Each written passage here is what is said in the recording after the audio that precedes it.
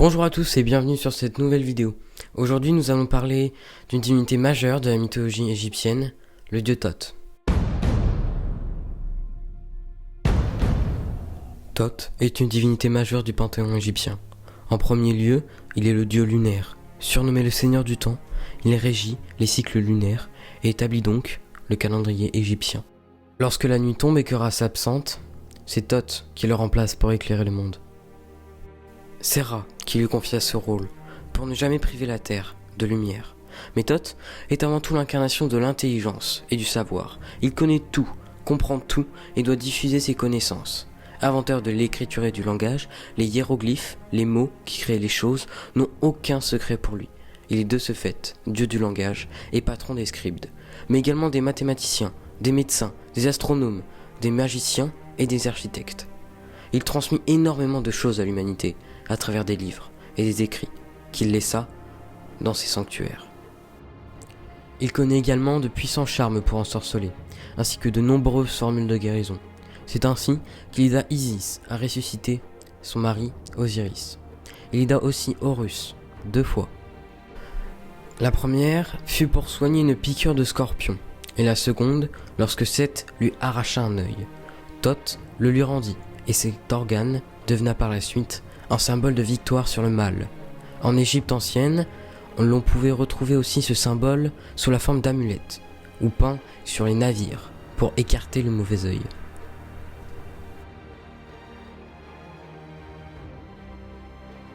Il y a évidemment plusieurs versions de la naissance de Thoth, mais je vais vous en dire une en particulier. C'est celle d'un livre, d'un temple, dans la ville d'Edfou. Ce temple est bien sûr consacré à Thoth. Au sein de l'océan primordial apparut la terre émergée.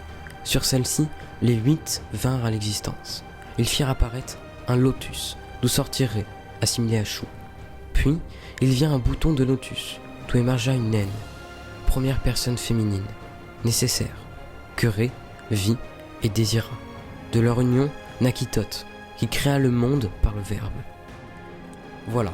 Alors évidemment il existe bien d'autres versions de la naissance de Thoth, donc moi j'en ai dit une en particulier, mais si vous voulez m'en dire une autre, n'hésitez pas à le dire dans les commentaires et puis je répondrai avec joie. Et oui, selon la mythologie égyptienne, il y a bien un dieu de l'administration, et en l'occurrence Thoth. Il veille donc sur l'administration de l'Égypte ancienne, autant sur celle des hommes que sur celle des dieux. Il authentifie les décisions, légalise les noms des pharaons, étudie les terrains pour construire des temples et surveille le déroulement du chantier. Sa cité est Thermopolis, où se situe la plus grande bibliothèque de l'Égypte ancienne.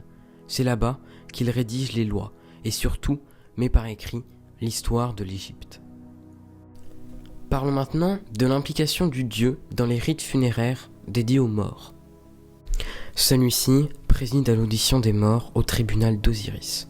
Et c'est Anubis qui pèse et juge les âmes en les comparant au poids d'une plume, symbole de Maat et de la justice, afin de décider si le défunt, représenté par son Ka, qui plus que l'âme est à la fois le double spirituel et la figuration du mort, ainsi identifié par Osiris, doit être condamné, le Ka étant alors dévoré par Amut, la grande dévoreuse, qui attend au pied de la balance, ou jugé digne d'accéder au champ d'Ialou, sorte de paradis éternel dans lequel règne l'ordre imperturbable.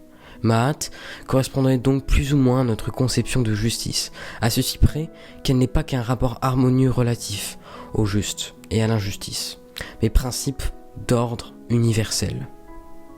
Pour la fin de cette vidéo, je ne vais pas vous parler comme d'habitude des représentations artistiques du dieu, bien que je pourrais vous en citer des dizaines, car Thoth avec une certaine importance dans l'art, mais plutôt de la relation qu'il avait, ou qu'il a, si on croit à la mythologie égyptienne, avec les dieux. Car c'est une relation assez compliquée, vous verrez. Malheureusement, avec son savoir supérieur, Thoth en devient ennuyeux et prétentieux. Quand il parle, il s'écoute parler, et il énerve ses interlocuteurs. Bien que les autres divinités le respectent pour ses nombreuses compétences et le travail qu'il fournit, elle lui fit remarquer à plusieurs reprises son comportement quasi détestable. On peut citer entre autres lorsqu'il alla soigner Horus et qu'après avoir observé l'enfant, il se lança dans un discours sans fin. Et voilà, c'est la fin de cette vidéo. J'espère qu'elle vous aura plu et que ça vous aura appris, comme d'habitude, à en apprendre un petit peu plus sur la mythologie égyptienne et en l'occurrence là sur le dieu Thoth. N'hésitez pas à me dire dans les commentaires si ce nouveau type de format vous plaît parce que du coup, ça m'encouragera à le faire, hein, parce que c'est nouveau pour moi. Et du coup, n'hésitez pas à liker, à vous abonner si c'est pas déjà fait, parce que j'ai vu qu'il y a plus de 50% des gens qui regardent mes vidéos qui ne s'abonnent pas, donc faites-le, hein, c'est gratuit, puis voilà. Et si vous avez des idées, des conseils ou des nouveaux concepts de vidéos à me donner, et dites-le dans les commentaires. Et pour ceux qui me suivent, on se revoit la semaine prochaine pour une nouvelle vidéo. Au revoir.